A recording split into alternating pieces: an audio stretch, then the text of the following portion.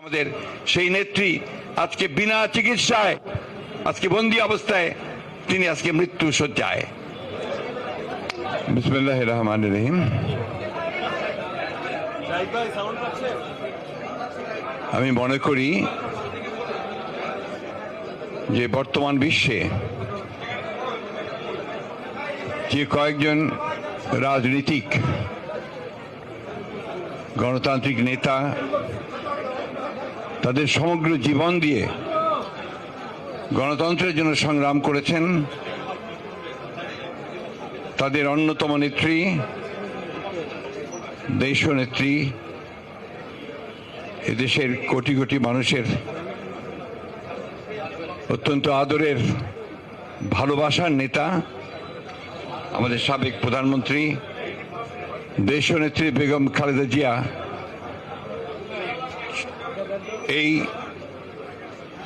চরম অসুস্থতা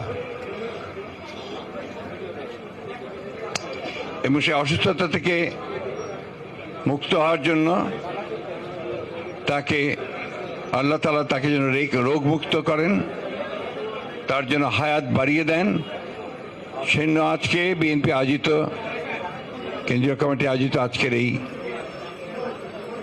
আজকের এই মিলাদ মাহফিলে উপস্থিত হয়েছেন আমাদের বিএনপির জাতীয় নেতৃবৃন্দের সঙ্গে আমাদের জাতীয় স্থায়ী কমিটির সম্মানিত সদস্য সাবেক মেয়র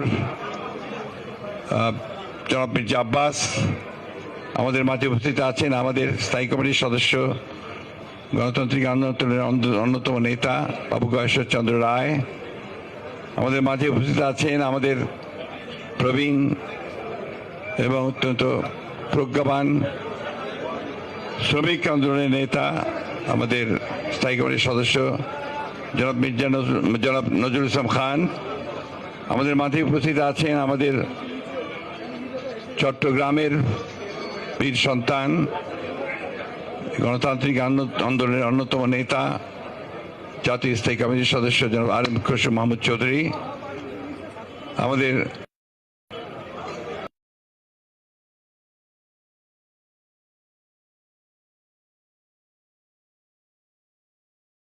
কমিটির সদস্যবৃন্দ এবং যুগ্ম মহাসচিববৃন্দ, সাংগঠনিক সম্পাদকবৃন্দ এবং বিভিন্ন বিএনপি অঙ্গ সংগঠন সমিতির নেতৃবৃন্দ, প্রিয় ভাই বোনেরা, আসসালামু আলাইকুম। আমাদের দেশনেত্রী বেগম খালেদা জিয়া তিনি এই ভয়াবহ যে ফ্যাসিস্ট সরকার তাদের রাজনৈতিক প্রতিহিংসার কারণে আজকে দীর্ঘকাল ধরে তিনি কারারুদ্ধ রয়েছেন। আপনারা সবাই জানেন, আমি এর পুনরাবৃত্তি শুধু এইটুকু বলতে চাই যে সম্পূর্ণ একটা মিথ্যা মামলায় সাজা দিয়ে উদ্দেশ্য প্রণোদিতভাবে তাকে রাজনীতি থেকে দূরে সরিয়ে দেওয়ার জন্য তাকে কারাগারে আটক করে রাখা হয়েছে এবং প্রকৃতপক্ষে তাকে বাসায় থাকতে দেওয়ার সুযোগ দেওয়া হলেও প্রকৃতপক্ষে তিনি পুরোপুরি অবরুদ্ধ হয়ে আছেন, বন্দী আছেন। আমরা এও জানি যে তিনি এই অবরুদ্ধ অবস্থায় সেই কারাগার থেকেই অসুস্থ হয়েছেন, তার কোনো চিকিৎসা হয়নি। তিনি বারবার কমপ্লেইন করেছেন, কিন্তু তৎকালীন সরকার তারা সেটা শোনেনি এবং তার সুচিকিৎসা করেনি।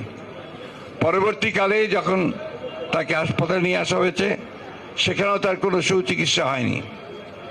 বাসায় আসার পরে যখন তাকে শর্ত দেওয়া হয়েছে তিনি বিদেশে যেতে পারবেন না, দেশেই চিকিৎসা করা হবে, সেই সময় এবার কেয়ার হসপিটালে তার যে মেডিকেল বোর্ড, সেই বোর্ড বারবার বলেছে যে ম্যাডামের যে অসুখ সেই অসুখের চিকিৎসা এখানে করা সম্ভব নয়, কারণ তার মাল্টিভেরিয়াস যে ডিজিজেস আছে, অসুখগুলো আছে, এই অসুখগুলো চিকিৎসা করতে হলে মাল্টিডিসিপ্লিনারি হসপিটাল উন্নত দেশে উন্নত মানের প্রয়োজন। বারবার এই কথা বলার পরেও বিভিন্নভাবে আমরা বলেছি, দল থেকে, পরিবারের পক্ষ থেকে বলা হয়েছে, সুশীল সমাজ বলেছে, এমনকি বিদেশি যারা মিশনগুলো এখানে আছে তারাও, এমনকি আপনার বাইরে থেকেও কয়েকটি সংস্থা ইভেন্ট সবাই তার চিকিৎসার কথা কিন্তু বলেছে। কিন্তু শেখ হাসিনা তার যে ব্যক্তিগত রাজনৈতিক প্রতিহিংসা সেই প্রতিহিংসার কারণে তিনি দেশনেত্রী বেগম খালেদা জিয়াকে হত্যা করার উদ্দেশ্যে, তাকে রাজনীতি থেকে সরিয়ে দেওয়ার উদ্দেশ্যে তাকে কোন রকম চিকিৎসার সুযোগ দেওয়া থেকে বঞ্চিত রেখেছেন। প্রিয় বন্ধুগণ, আমরা সবাই জানি, বারবার দেখছি যে এই আজকে আওয়ামী লীগ সরকার যারা দাবি করে যে তারা নির্বাচিত সরকার, যারা কোনো মতেই নির্বাচন করে কোনো সময় আসেনি, সম্পূর্ণভাবে একটা প্রহসনী নির্বাচন তামাশা করে জোর করে শুধু রাষ্ট্রযন্ত্রকে ব্যবহার করে তারা আজকে ক্ষমতা দখল করে বসে আছে এবং বাংলাদেশের মানুষের এক এক করে সমস্ত অধিকারগুলো তারা কেড়ে নিয়েছে, গণতান্ত্রিক ব্যবস্থাকে ভেঙে দিয়েছে, বিচার ব্যবস্থা ভেঙে দিয়েছে, মানুষের কথা বলার অধিকার কেড়ে নিয়েছে, এমনকি মানুষের যে বেঁচে থাকবার যে ন্যূনতম যে অধিকারগুলো সেগুলো তারা আজকে কেড়ে নিয়েছে। এই সরকার যারা জোর করে নির্বাচিত অবৈধ সরকার, তারা আজকে সমগ্র দেশটাকেই বিক্রি করে দিয়েছে। আপনারা দেখেছেন যে কয়েকদিন আগে কয়েকজন পুলিশ কর্মকর্তা তাদের দুর্নীতির কাহিনী বেরোলো। সাবেক যে সেনাপ্রধান তার দুর্নীতির কাহিনী বেরিয়েছে, আবারও কয়েকজন দুর্নীতির কাহিনী পুলিশের। আমি অবাক বিশ্বে লক্ষ্য করলাম যে গত পরশু পুলিশের অ্যাসোসিয়েশন থেকে একটা স্টেটমেন্ট দেওয়া হয়েছে সাংবাদিকদেরকে এবং যারা সত্য প্রকাশ করে তাদেরকে হুমকি দিয়ে যে এই সত্য প্রকাশ করা যাবে না, কারণ এতে নাকি তাদের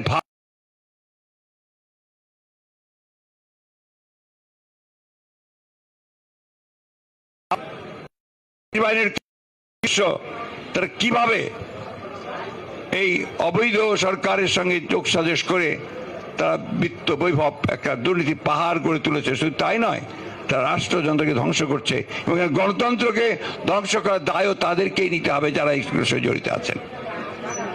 আজকে প্রধানমন্ত্রী, তথাকথিত প্রধানমন্ত্রী যে নির্বাচিত নন, তিনি ভারতে গিয়ে তিনি চুক্তি করেছেন, 2 দিন থেকে 10টি চুক্তি করেছেন। চুক্তিগুলো আমরা দেখলাম যে চুক্তিগুলো বেশিগুলো বলাই হচ্ছে আপনার একটা মেমোরেন্ডাম পার্টিকেল সই করেছেন, আর অনেকগুলো চুক্তি তারা করবেন, কারিগরি আপনার দল পাঠাবেন, সেইগুলো নিয়েছে। কিন্তু আমাদের যে সমস্যাগুলো, আমাদের যে তিস্তার পানির যে ন্যায্য হিস্সা আমরা পাচ্ছি না, সেই ব্যাপারে কোনো চুক্তি হয়নি। উপরন্তু কি হয়েছে, তিস্তা প্রকল্পের যে প্রস্তাব তারা দিয়েছেন, সেই প্রকল্পে অংশগ্রহণ করবার জন্য, অর্থাৎ সেখানে বিনিয়োগ করার জন্য ভারতবর্ষ প্রস্তাব দিয়েছে। আমাদের প্রশ্ন খুব পরিষ্কার, আমরা সবার আগে তিস্তার পানি ন্যায্য বন্টন চাই এবং ভিন্ন সমস্ত অভিন্ন যে নদীগুলো আছে প্রত্যেকটি নদীর আমরা আমাদের হিস্সাটা চাই, এটা আমাদের অধিকার, আন্তর্জাতিক আইনের অধিকার। এই কথাগুলো সরকার বলতে সম্পূর্ণ ব্যর্থ হচ্ছেন। আজকে ভারতের কাছে তারা সেবা দাসে পরিণত হয়ে গেছেন। শুধু ভারত নয়, সমগ্র আশেপাশের প্রতিবেশী দেশগুলোর কাছেও তারা আজকে পুরোপুরি মাথা নিচু করে নতজানু পররাষ্ট্র নীতি চলছেন। মিয়ানমার থেকে গুলি আসে, তারা জবাব পর্যন্ত দিতে পারে না। এই একটা অথর্ব নতজানু শাসক গোষ্ঠী আমাদের উপরে চেপে বসে আছে। বন্ধুগণ, দীর্ঘ বক্তব্য রাখবো না। আপনারা আজকে এখানে অত্যন্ত কষ্টের মধ্যে এখানে বসে আছেন, তার চেয়েও বড় কষ্ট করছেন আমাদের দেশনেত্রী বেগম খালেদা জিয়া।